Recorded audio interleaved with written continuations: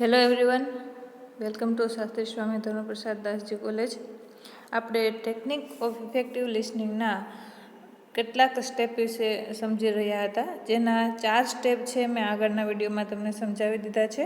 અને હવે આ વિડીયોની અંદર આપણે 5થી લઈ અને 10 જે સ્ટેપ છે એના વિશે સમજવાના છીએ. તો તેનું 5મો સ્ટેપ છે એ છે don't interrupt and don't impose your solution. એટલે કે કોઈ પણ બાબત વિશે વાત ચાલી રહેલી હોય, એટલે કે સ્પીકર દ્વારા કોઈ તમને માહિતી આપવામાં આવતી હોય ત્યારે વિક્ષેપ કરવો નહીં, અને ડોન્ટ ઇમ્પોઝ યોર સોલ્યુશન કે તમારા સોલ્યુશન છે એ બીજા ઉપર લાદવા નહીં. એટલે કે તમારા સોલ્યુશન બીજાને આપવા નહીં. ઇમ્પોઝનો અર્થ થાય છે બીજા ઉપર આપણા સોલ્યુશન છે લાદવા. એટલે કે તમારા જે સોલ્યુશન છે એ બીજાને આપવા નહીં, માત્ર જે તમને કહેવામાં આવે છે એના વિશે સાંભળવું. એમાં જોઈએ આપણે, children use to be taught that it's rude to interrupt. કે બાળકોને એવું શીખવવામાં આવે છે કે કોઈ પણ બાબતની વચ્ચે, કોઈ પણ વાતની ચાલતી હોય એની વચ્ચે વિક્ષેપ કરવો અથવા તો ખલેલ પહોંચાડવી એ બાબત કેવી છે, તો કે રૂડ છે. I am not sure that message is getting across anymore. કે મને એ બાબતની ખાતરી નથી કે મારો જે મેસેજ છે એ દરેક વ્યક્તિઓ પાસે પહોંચે છે કે નહીં. Certainly the opposite is being modeled on the majority of talk show and reality programs where loud, aggressive, in-your-face behavior is condemned, if not encouraged. શું થાય છે તો કે આપણે જે માહિતી આપીએ છીએ એ માહિતી દરેક વ્યક્તિ સુધી પહોંચે છે કે નહીં એની ખાતરી આપણે હોતી નથી. પરંતુ ચોક્કસપણે એવું પણ જોવા મળે છે કે ચોક્કસ આ બાબતથી કંઈક ઓપોઝિટ, વિરુદ્ધ કંઈક એવું બનતું હોય છે. જાણે જેમ કે મોટા ભાગના ટોક શો અથવા તો રિયાલિટી પ્રોગ્રામ્સની અંદર કે જ્યાં લાઉડ એટલે કે મોટા અવાજે એગ્રેસિવ, અમુક લોકો એગ્રેસિવ થતા હોય છે. ઇન યોર ફેસ બિહેવિયર, તમારા ફેસના કંઈક અમુક પ્રકારના બિહેવિયર હોય છે, એ બધું એ દરેક બાબતને છે એ કન્ડેન કરવામાં આવે છે, એટલે કે માફ કરવામાં આવે છે. ઇફ નોટ ઇન્કરેજ, પરંતુ તેને ઇન્કરેજ કરવામાં આવતા નથી. Interrupting send a variety of messages. કે ઇન્ટરપ્ટ છે એ વિવિધ પ્રકારના સંદેશાઓ મોકલે છે. એટલે કે બીજાઓ દ્વારા બોલવામાં આવતા નથી, પરંતુ એના કંઈક અર્થો છે એ આ પ્રકારે નીકળે છે જ્યારે તમે કોઈ બાબત વચ્ચે ઇન્ટરપ્ટ કરો છો ત્યારે. એમાં કેટલાક સેન્ટેન્સ આપેલા છે કે I am more important than you are. કે કોઈ પણ વ્યક્તિ બોલતો હોય અને તમે એમાં ખલેલ પહોંચાડો અથવા તો વિક્ષેપ પાડો ત્યારે એના આવા અર્થો પણ નીકળી શકે છે કે I am more important than you are. કે હું તમારા કરતાં વધારે ઇમ્પોર્ટન્ટ છું, તમારી વાત ઇમ્પોર્ટન્ટ નથી. What I have to say is more interesting, accurate or relevant. કે હું જે કહું છું એ જ બાબત રસપ્રદ છે, સચોટ છે અને સુસંગત છે. તમે જે કહી રહ્યા છો એ બાબત કાંઈ પણ મુદ્દો હોતો નથી, એવું લોકો વિચારે છે. I don't really care what you think. મને કાંઈ ફરક પડતો નથી તમે શું વિચારો છો. I don't have time for your opinion. મારી પાસે તમારા ઓપિનિયન સાંભળવાનો કોઈ સમય નથી. This isn't conversation, it's a contest and I am going to win. કે લોકોના મગજમાં શું ચાલતું હોય છે કે આ કોઈ કન્વર્સેશન નથી, આ કોઈ વાતચીત નથી, પણ તેને એવું લાગતું હોય છે કે આ કોઈ કોન્ટેસ્ટ છે, આ કોઈ સ્પર્ધા છે અને જેમાં I am going to win, હું જીતીશ. We all think and speak at different rates. કે આપણે દરેક છે એ આપણા દરેકના વિચારો અને સ્પીક, આપણે દરેક અલગ અલગ દરે છે એ બોલીએ છીએ. કે કોઈની વધારે બોલવાની ટેવ હોય, કોઈની ઓછી હોય, કોઈના વિચાર અલગ પ્રકારના હોય છે. એવી વિવિધ માણસો છે એના વિવિધ વિચારો છે એ જોવા મળે છે. If you are a quick thinker and and an agile talker, the burden is on you to relax your pace. For the slower, more thoughtful communicator, or for the guy who has trouble expressing himself. કે if you are a quick thinker, કે જો તમે quick એટલે કે ઝડપી, જો તમે ઝડપી વિચારસરણીવાળા હોય અને એઝાઇલ ટોકર એટલે કે ચપળ વક્તા હોય, the burden is on you to relax your pace. પેસનો અર્થ થાય છે ગતિ. ફોર ધ સ્લોવર, તો તમારી ઉપર એ ભાર આવે છે. બર્ડન એટલે કે ભાર. તમારી ઉપર એ ભાર આવે છે કે તમારી જે બોલવાની ગતિ છે, વિચારવાની ગતિ છે, તેને થોડીક ધીમી પાડો, જે સ્લોવર છે તેના માટે. More thoughtful communicator, or for the guy who has trouble expressing himself. કેવા લોકો માટે? તો કે એવા લોકો માટે આપણી ગતિને આપણે ધીમી પાડવી જોઈએ કે જે વધારે વિચારશીલ છે, કમ્યુનિકેટ કરવા માટે વધુ વિચારશીલ છે. અથવા તો four the guy who has trouble expressing himself, અથવા તો એવા લોકો કે જે પોતાની જાતને એક્સપ્રેસ કરવામાં વધુ મુશ્કેલી અનુભવે છે. આપણે જાણીએ છીએ કે અમુક લોકો એવા હોય છે કે જે થોડા જ સમયમાં છે અજાણ્યા લોકો સાથે ભળી જાય છે, અને અમુક લોકો એવા હોય છે જે એક કલાકમાં અથવા તો થોડા જ સમયમાં છે એકબીજા સાથે ભળતા નથી, અથવા તો એકબીજા સાથે કમ્યુનિકેશન કરી શકતા નથી. તો એવા લોકો કે જે ધીમી ગતિ ધરાવે છે, જે સ્લોવર છે, એના માટે આપણી ગતિને આપણે સ્લો કરવી જોઈએ.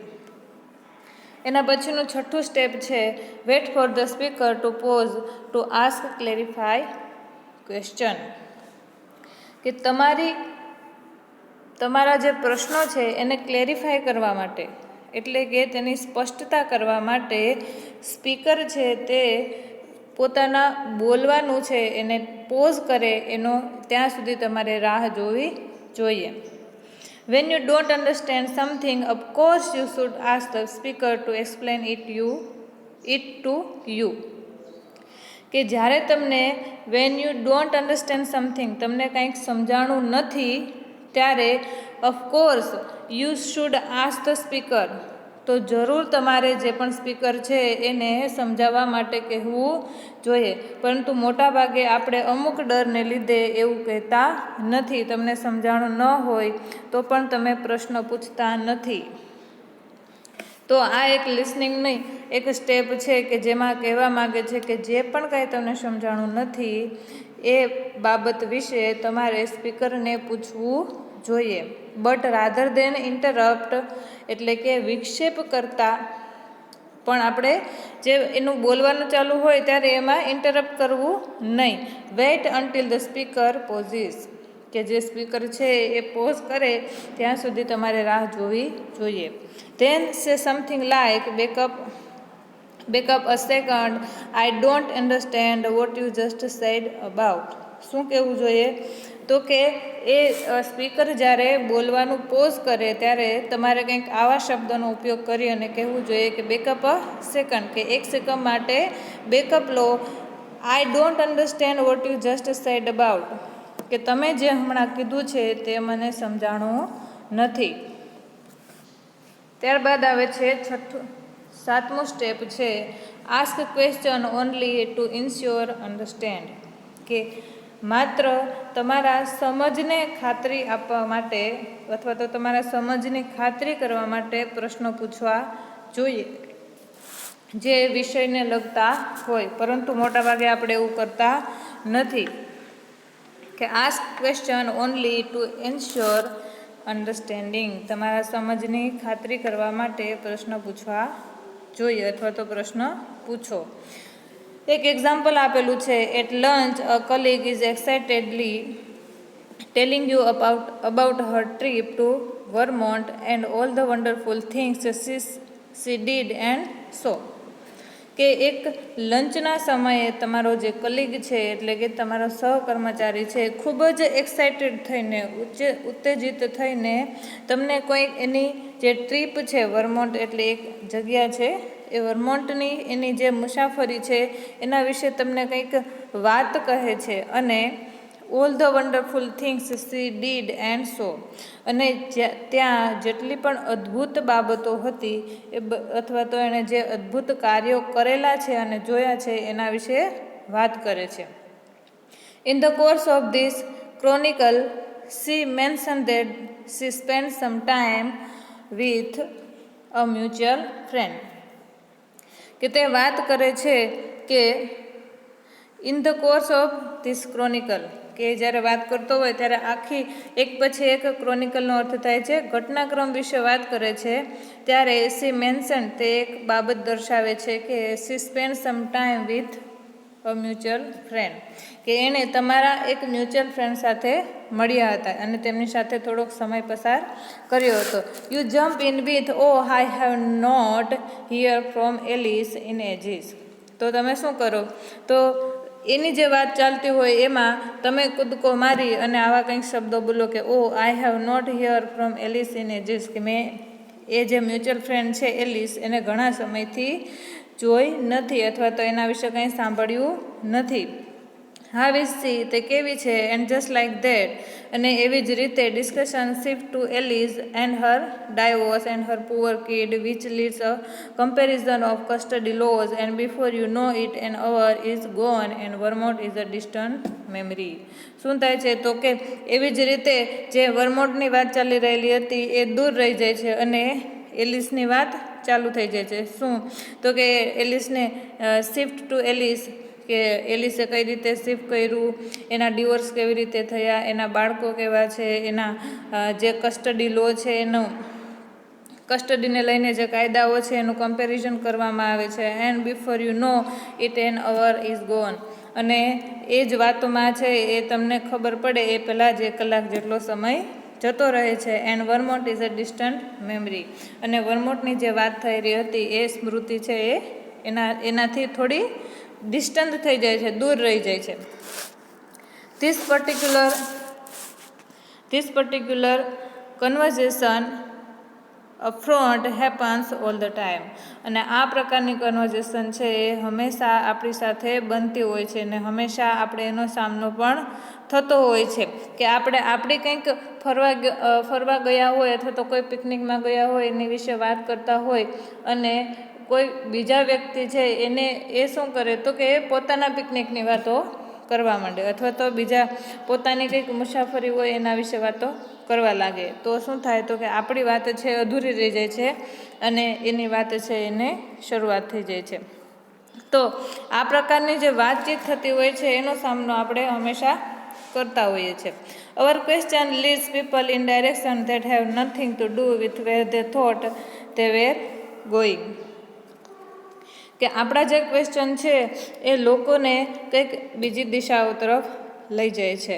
કે have nothing to do with where they thought they were going, કે એ જગ્યાઓ ઉપર આપણે કાંઈ જ કરતા નથી અને એના વિશે કંઈ વિચારતા પણ હોતા નથી, છતાં પણ આપણા જે વિચારો છે, આપણા જે ક્વેશ્ચન છે એને બીજા વ્યક્તિને બીજી દિશા તરફ લઈ જાય છે. Sometimes we work our way back to the original topic, but very often we don't. કે ક્યારેક આપણે we work our way back to the original topic, કે ક્યારેક આપણે આપણા ઓરિજિનલ ટોપિક છે એટલે કે આપણો જે મૂળ ટોપિક ઉપર વાત કરતા હોય છે એ મૂળ ટોપિક ઉપર આવવાની કોશિશ કરીએ છીએ. But very often we don't, પરંતુ ઘણી વખત આપણે એ મૂળ ટોપિક ઉપર આવી શકતા નથી. એના પછીનો 8મો સ્ટેપ છે try to feel what the speaker is feeling, કે સ્પીકર જે ફીલ કરે છે બોલતી વખતે એને આપણે ફીલ કરવું જોઈએ. If you feel sad when the person with whom you are talking express sadness, joyful when she expresses joy, fearful when she describes her fears and convey those feelings through your facial expression and words, then your effectiveness as a listener is assured. શું થાય છે કે if you feel sad, જો તમે દુઃખનો અનુભવ કરો છો ત્યારે જે વ્યક્તિ છે એ પણ ટોકિંગ એક્સપ્રેસ સેડનેસ શું કરશે, તો કે પોતાની જે દુઃખ છે એને વ્યક્ત કરશે. જોયફુલ વેન સી એક્સપ્રેસ જોય, જ્યારે તમે આનંદ અનુભવો છો ત્યારે આનંદ વ્યક્ત કરશે. તમે ભયની લાગણી અનુભવો છો તો એ પોતાના ભયનું વર્ણન કરશે. અને આ બધી જ બાબતો છે એ those feelings through your facial expression and word. અને આ બધી જ બાબતો વ્યક્ત કેવી રીતે થાય છે? તો કે તમારા ફેશિયલ એક્સપ્રેશન એટલે કે તમારા ચહેરાના હાવભાવ અને તમારા શબ્દો દ્વારા થાય છે. Then your effectiveness as a listener is assured. અને આ બધી બાબતો દ્વારા જ તમે એક ઇફેક્ટિવ એટલે કે અસરકારક સાંભળનાર વ્યક્તિ છો એની ખાતરી થાય છે. Empathy is the heart and soul of good listening. સહાનુભૂતિ છે એ એક ગુડ લિસનિંગનું હૃદય અને આત્મા છે. કે જે વ્યક્તિ વિશે જે વ્યક્તિ તમને કંઈક કહે છે, કંઈક માહિતી આપે છે, કંઈક સંભળાવે છે, એના વિશે અથવા તો એની સાથે તમારી કોઈ સહાનુભૂતિ ન હોય તો તમને એના શબ્દો અસર કરતા નથી. એના પછીનું 9મું સ્ટેપ છે give the speaker regular feedback. કે જે પણ સ્પીકર છે એને તમારે નિયમિત ફીડબેક આપવા જોઈએ. ફીડબેક મીન્સ કે તમારે એને વચ્ચે વચ્ચે કહેવાનું નથી કે હું તમારી વાત સાંભળું છું એ પ્રકારના ફીડબેક નહીં, પરંતુ એ આપણે જોઈએ તો કે so that you understand where the speaker is coming from by reflecting the speakers feeling. કે તમારે બતાવવું જોઈએ અથવા તો એવું બતાવો કે સ્પીકર જે પણ કાંઈ ફીલ કરી રહેલો છે, જે પણ કાંઈ લાગણી અનુભવે છે એ દરેક લાગણી તમે સમજી શકો છો. You must be thrilled. કે તમે રોમાંચિત થઈને અથવા તો what a terrible ordeal for you. આ તમારા માટે કેવી ભયંકર અગ્નિ પરીક્ષા છે. I can see that you are confuse. હું જોઈ શકું છું કે તમે મૂંઝવણમાં છો. If the speakers feeling are hidden or unclear then occasionally paraphrase the content of the message. કે જ્યારે જો સ્પીકર છે એ પોતાની ફિલિંગ્સને છુપાવી રાખે અથવા તો અસ્પષ્ટ રાખે છે ત્યારે ધેન ઓકેઝનલી પેરાફ્રેઝ ત્યારે ક્યારેક આપણે એના વિષય છે એને સ્પષ્ટ કરવું જોઈએ. Or just nod and show your understanding. તો તમારે શું કરવું કે જસ્ટ નોડ તમારું હકારમાં માથું હલાવીને પણ તમે એને કંઈ ફીડબેક આપી શકો છો, અથવા તો show your understanding through appropriate facial expression. અથવા તો તમે સમજી રહ્યા છો એ બાબત દર્શાવવાની કેના દ્વારા? તો કે તમારા એક એપ્રોપ્રિએટ એટલે કે યોગ્ય ફેશિયલ એક્સપ્રેશન દ્વારા એન્ડ ઓકેઝનલ વેલ ટાઈમ ઓર ઓ. અથવા તો તમે આવા કંઈક ક્યારેક આવા શબ્દોનો ઉપયોગ કરી શકો છો ઓ, કે હું તમારી વાતને સમજી શકું છું. એ સિવાય છે આપણો 10મો સ્ટેપ છે એ છે pay attention to what is not said to non verbal cue. કે તમારે અટેન્શન આપવું જોઈએ કઈ બાબતો ઉપર કે જે તમને અશાબ્દિક સંકેતો દ્વારા કહેવામાં આવે છે. અશાબ્દિક એટલે કે જેમાં કોઈ બાબત બોલવામાં આવતી નથી. If you exclude email, the majority of direction communication is probably non-verbal. કે જો આપણે ઈમેલને બાદ કરતા અથવા તો ઈમેલને બાકાત કરીએ તો મોટા ભાગનું ડાયરેક્શન કમ્યુનિકેશન છે અથવા તો સીધું કમ્યુનિકેશન છે એ નોન વર્બલ રીતે જ થતું હોય છે. કેમ કે આપણે મોટાભાગની માહિતી છે એ કોઈકના બિહેવિયરથી લઈએ છીએ અથવા તો કોઈકના શું કહેવાય કોઈને જોઈને પણ આપણે એના વિશે માહિતી મેળવી શકીએ છીએ. We glean a great deal of information about each other without saying a word. કે આપણે એક પણ શબ્દ બોલ્યા વગર કોઈ પણ વિષય છે એ અથવા તો એકબીજા વિશે છે એ માહિતી મેળવી શકીએ છીએ. કેવી રીતે? તો કે even over the telephone you can learn almost as much about a person from the tone and descents of her voice than from anything she says. કે જ્યારે તમે કોઈ ટેલિફોન ઉપર વાત કરતા હોય ત્યારે એ જે સામેવાળી વ્યક્તિ છે એના બોલવાના ટોન અને તેનો જે અવાજ છે એના ઉપરથી તમે ઘણી બધી માહિતી મેળવી શકો છો અથવા તો ઘણું બધું શીખી શકો છો.